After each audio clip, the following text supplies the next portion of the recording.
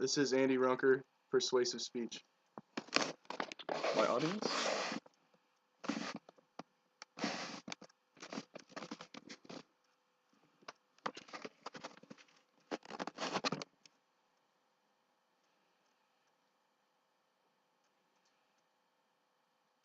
If you are a Reds fan or a baseball enthusiast, Pete Rose belongs in the Hall of Fame, right? Wrong. Pete Rose disgraced the game of baseball by betting on games that he managed in. When he managed these games, he had extensive knowledge, and he used this to his benefit. Because of that, he does not belong in the Hall of Fame. I have read numerous articles in sports journals, and I've gathered some information that I'd like to share with you today. Sports are supposed to be played with integrity, and players and managers have a responsibility to the game to uphold this integrity. And Pete Rose did not do this. In this speech, I'm going to show you that Pete Rose does not belong in the Hall of Fame. This is a very pressing issue since there has been talks about letting him in the Hall of Fame. And this is a problem because baseball right now is littered with liars and cheaters. Banning players, especially from the Hall of Fame, is the only way to clean up baseball. And Pete Rose is a central point for this argument. So by making an example of Pete Rose, this will be a good start into cleaning up baseball. So let's start with the question, why the need to ban Pete Rose? Well, many fans and critics have argued that Pete Rose should be in the Hall of Fame. One of these is Sam Nealon. Sam Nealon is a writer for a prestigious sports blog website called Bleacher Report. He has 5 arguments. The first one is that his stats outweighed everything else that he did in baseball. In 24 years, Pete Rose had 14,053 at-bats, 2,165 runs scored, 1,314 RBIs, along with a .303 career batting average, 2 Gold Gloves, a Rookie of the Year award, 3 batting titles, 3 World Series rings, and 17 All-Star appearances. Not to mention, he also had 4,256 hits, which is good for first all time. This is a picture of Pete Rose breaking Ty Cobb's record for first overall.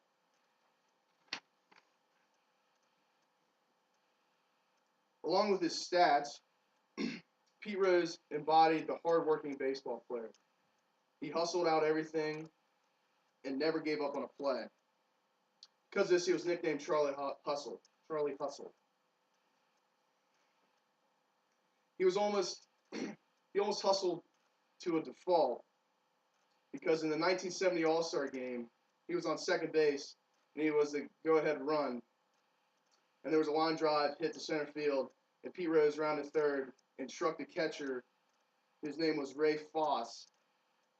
And ultimately, this ended his career. Ray Foss never played another game. Another minor reason why he should be in the Hall of Fame is that the commissioner at the time, when all this came out, they said that he had an in for Pete Rose because they had an argument. The big one is that Nealon uses is steroids.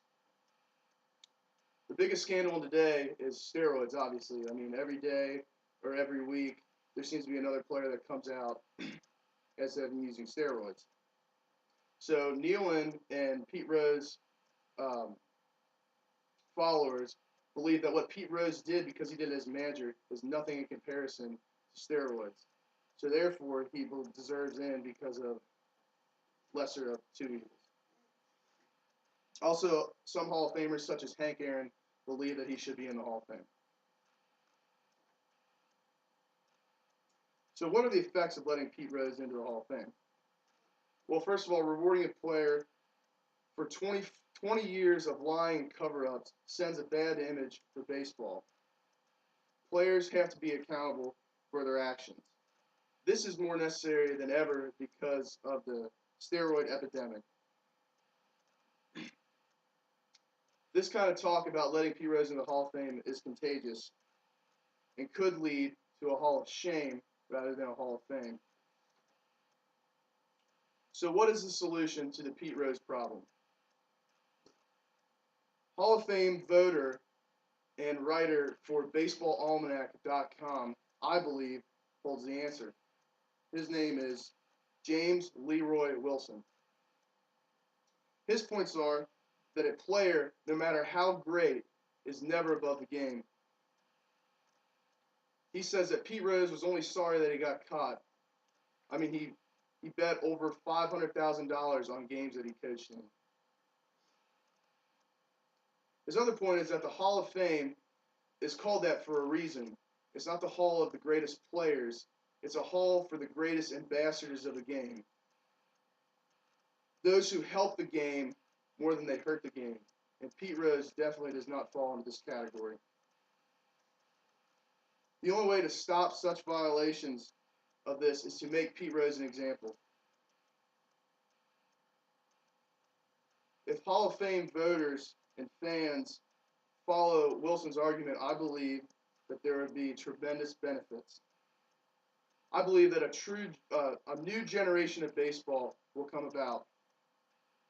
Baseball is supposed to be a game on purity. It's supposed to be built on class, professionalism, hard work, and determination, and sportsmanship. Baseball players are icons, heroes, not only to kids, but to adults, and therefore they have to be held to a higher standard. By not allowing the hit king into the Hall of Fame is a good start towards this new generation of baseball. The most important part about this is people letting go of local ties or team ties. Although this is very hard to do, it's what is needed to be done. In summary, cheaters and liars do not belong in the Hall of Fame, no matter how great they were or what their stats are. If Pete Rose gets into the Hall of Fame, we are condoning the actions of all violators of the game. You can't pick and choose to what is acceptable. It is not reasonable to believe or think that baseball will get cleaned up if nothing is done. So if people continue to believe and support Pete Rose getting into the Hall of Fame, we're not doing anything to clean up the game of baseball. I would like to leave you with a quote that I believe is appropriate. And that quote is, "Cheaters never win, and winners never cheat."